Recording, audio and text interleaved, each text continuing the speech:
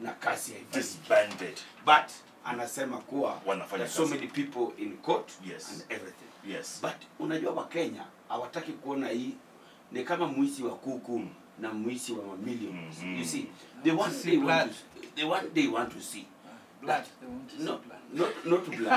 They just they want to see people being guilty. They just want to see it. Like the French Revolution. Yeah. Yes. Or Jerry Rawlings lining up people on the beach.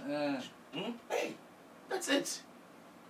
Arrest, prosecute, fine, because this hate will never end. Yes. And Kenya if kama tutakuwa tuko hapa kila saa, each commission says, oh, kazi yetu sio kufunga. No, okay. Kazi yenu ni nini? Kazi yetu ni kupeleka watu kotini, kupeana file kwa Director of Public Prosecution. Some of the cases are in court for the last 4-5 years. 4-5 years? Yeah, dragging on and on and on. And some of the people, you know what they do? Like I know 2 cases in Mombasa. We rushed some people to court. The Director of Public Prosecution went to court. And what they did was when they were taken to the magistrate court, they went to the High Court to ask for an injunction. And the High Court said, stop until we hear what these people are saying. Yeah. 2 years down the line now, the case is not even, the High Court case is not coming up. So the thing stalls there. So what you're saying is that the judiciary is actually frustrated. The judiciary also has a problem, and we have discussed this with the Chief Justice.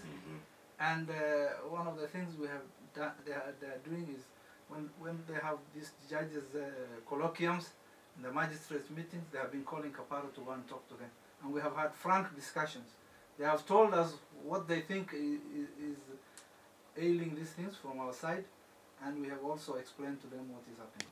There is also a problem in the sense that we don't just use the National Cohesion and Integration Act. We use for them to take people to court, they use the Evidence Act. For example, if somebody does something and it appears on TV, because most of the time we used to use footage from the TVs and what, because we never used to have our own monitors on the ground. So we used to rely on Citizen and what. Right. We asked for footage. First of all, it's very difficult to get that footage because the media houses, the restrictions. Yes, they are not very cooperative. And then the journalist, the law says that for electronic evidence, the person who recorded that footage must sign a certificate. And the equipment must be brought to court. Most journalists shy away from that. One, because they say it's going to infringe on their work. 2, these are very powerful people they are dealing with. So they get difficulties coming to court. Yeah, but you've taken this freedom of expression thing too literally, you know that? People have taken it too literally. That they can abuse the head of state, for instance. Yeah. Isn't that wrong? It is, but you see, sometimes you don't break any law. Because, what they were using recently was something called criminal libel.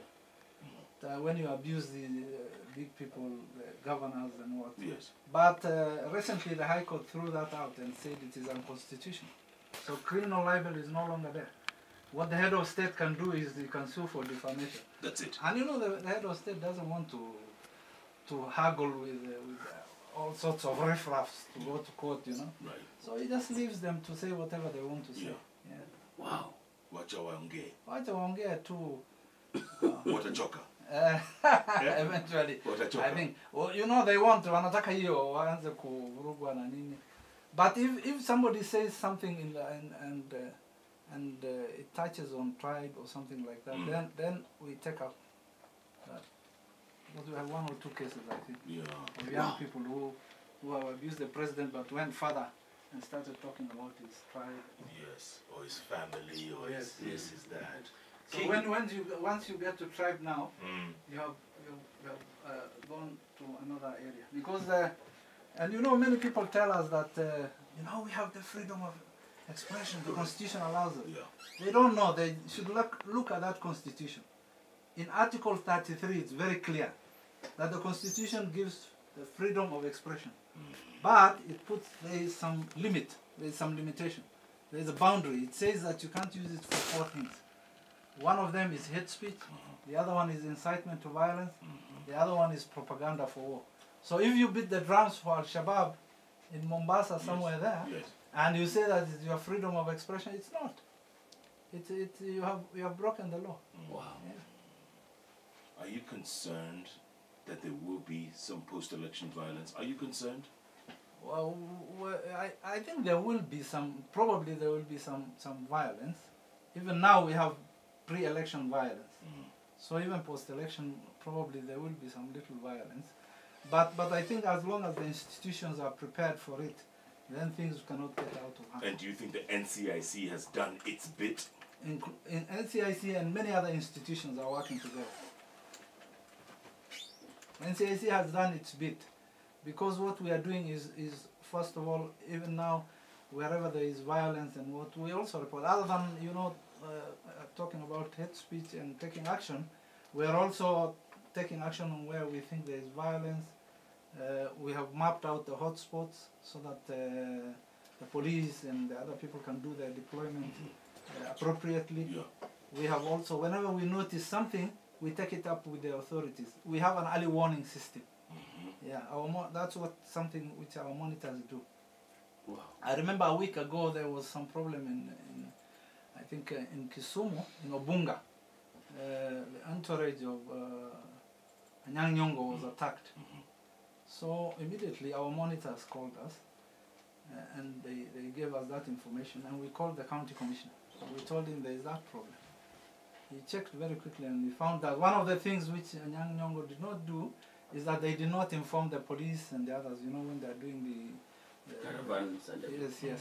So I think those are some of the things we are also insisting that they do. Tomorrow I will be in Kisumu myself. There is a meeting for all aspirants organized by IEBC, and we are going to tell them what we expect of them, their conduct and what, you know. Yeah. And IEBC will also tell them that action will be taken against them if things are reported. And one of the things we can do ourselves is to report to IEBC and give them factual information, which we get from our monitor. When does your mandate come to an end? The mandate of the commission is perpetual, but that of the commissioners ends. The current commissioners, their mandate is ending on 11th of August. I'm sure you can't wait for that data. No, I'm not among them myself. I'm an employee, so I don't have the problem. You don't have to worry. But I'm worried. I'm worried because, you know, we don't want to have a vacuum. You see, elections are going to take place on 8th of August. 3 days later. And after that, Yes. we will still have a lot of work to do. A lot. Especially there will be petitions and whatnot. You know, for 6 months, we expect a lot of hate and activity. Exactly. But I think the government is doing something about it. We have been assured that something is being done. Wow. So when people call you all a toothless bulldog, Yes. what do you tell them? We tell them that you may not have seen our teeth. You will see them. just try to try be stupid. Yes. And you will That's see the our only teeth, way yes. that can describe hate. And the places where the violence is most probably going to occur. Yeah. You know, like Kisumu, Mombasa, Nairobi, Kibra. Yes. Are you there on the ground? We are everywhere. We are in some places we are even increasing the number of monitors. Last week I was before this aspirants meeting tomorrow. This is the second one I'm attending. There was another aspirants meeting about 2 weeks ago, and the few who were there, one of the things they told us, you know, and from our analysis, we found out that within Kisumu itself, although Nyalenda and what used to have problems in Obunga, but we realized that there was Muhoroni was becoming a hotspot, and Nyando, especially Muhoroni, before I think the High Court gave before it allowed Koyo to take that position of being the aspirant for ODM. Right. So there was a lot of tension in that area. So we decided to recruit 2 more monitors, one for Nyando and one for Muhoroni. So as we see these things, we also beef up our capacity. Sure. Would you say, Bwana Secretary, would you say that Kenyans have learnt from the post-election violence of 10 years ago? Have we learnt any lessons, or are we just still in denial? No, I think when you hear sometimes politicians and what talking, there's a lot of chest thumping. But when you talk to the ordinary Kenyan, quite a number of them will tell you they are not, they have learned a lot, they are not interested in violence. Because 2007 was something very new to Kenya. You know, we are used to eating our ugali and enjoying ourselves and dancing and what, and all of a sudden, and then we used to enjoy reading about other people having problems, Somalia and what. Right. And all of a sudden it's at our doorstep. And it was horrible, I think. How does a monitor work? The monitors are in the field. They have gadgets. We are given them equipment. But we are not using, as I told you, only our monitors. We have 123. But what we have done is that we are working with the police. So we have also equipped them with the audio recorders. And in every county we have given them something we call body-worn camera. So there's that camera which they wear, and they are recording everything. Other than the sound, they are also taking pictures. So we have a lot of police officers also who have that equipment. I think we distributed equipment worth 16 million shillings in the last 3 weeks to the police. Caleb Kipkegoi says NCIC is a useless communication in Kenya, just using taxpayer money. What do you tell him, Alex? I think it's too harsh on us. Because where does it come from? You see, other than the hate speech, also there's something we do, you know, awareness and a lot of advocacy. Yes. And I think about a month or 3 weeks ago, Kaparo was in Wasingishu, was in Eldoret. We had a meeting for hundreds of elders and leaders and whatnot. And the feedback we are getting is that since we held that meeting, you know, the temperatures have gone down. So we are not only using the stick, we are also using the carrot. We're using both methods. Yeah. Wow. Wood Mungai KE says, what are they doing about hate speech? You see, people are concerned. And violence cooking up on social media. What are you doing about it? Yeah, as I said, we are cracking down on social media. I told you we have mapped out certain people who have been spewing hate speech on social media. About 176 of them, and we are following up on them. Last week we asked for more officers from the CID, and I was given about 8 officers on temporary basis. We had about 8 other officers who are in NCIC. So we have about 16 to 17 officers. And then we have the social media monitors, 8 of them who are in the office. Their work is to look at all those sites. And when people report issues, we also follow up. You know, what happens sometimes is that these issues take some time. For example, somebody reports to you that on Facebook there was somebody who was spewing hate speech. Sometimes they don't use their names. They use pseudonyms. Correct. So we get back, you know, we have to go to the background. I remember in one case, our officers had to look at whom these guys were conversing with, whom they were talking to. And they found out that one of them was somebody whose telephone number they could easily get. So we engaged that guy into conversation. And through that, we then got the identity of this other fellow. We followed that person, and we were told that that person is, we realized that she was working, it was a lady, was working at the EPZ industrial area. We went there, and we were told that she left in December. But we got her location. So we went to her home, and we found out that she had already relocated, because I think a lot of people were writing and saying action should be taken against her. So maybe she started now fleeing. Her child was in one of the schools there. The child had already been taken out of the school. So the trail sometimes becomes a bit difficult. You follow up somebody and it takes you a bit of time. Yeah. But eventually we'll rein in some of those guys. Eventually. And then what we also have, like in the case of the person who is in court in Mandera, for example, he was 200 miles from Mandera town. And what we did is we have an officer from the Criminal Investigation Department who knows how to track telephones.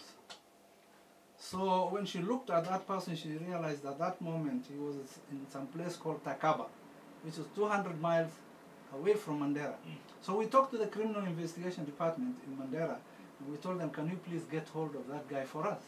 Takaba is a very small place. So they traced the guy and they brought him to Mandera. And then we sent our officers from here and he was taken to court. Wow. So we can easily track now. We have officers who are doing tracking. You're tracking, but nobody's listening, and nobody, or rather, nobody's scared of you. Eh? Yeah, nobody's scared. but that's why we want to go to all these media stations like Hot 96 and Cold whatever. And 96, cold others. Yes. My final thought is that tafadhali tu, I think we have to have some decorum. Wale ambao tunatafuta kiti, tusitafuta kiti alafu watu wafe ndio tukanyage hizo bodies zao.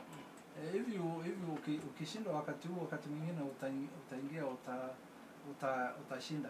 Si hata Uhuru Kenyatta alijaribu 2002. Yes. Na si alingoja mpaka na akashindwa. Na wabunge wengine pia si wamengoja muda mrefu. Lakini mwisho wameingia hivi are determined utaingia tu, utafanya bidii.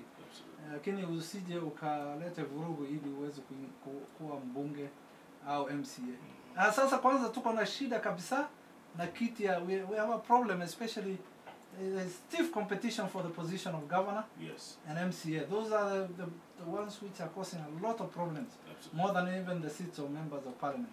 A lot of powerful people who have been senators, MPs, have moved to go for those positions. And the ones who are there also, wameonja kidogo, kwa hivyo they don't want to give up easily. Kawaida. Hassan Sheikh Mohamed, Commission Secretary, NCIC, thanks so much for your time. Asante. Amani, let's pray for peace at the end of the day. Ndio. Nashukuru sana. It's the Hot Breakfast with Jeff and Jalango.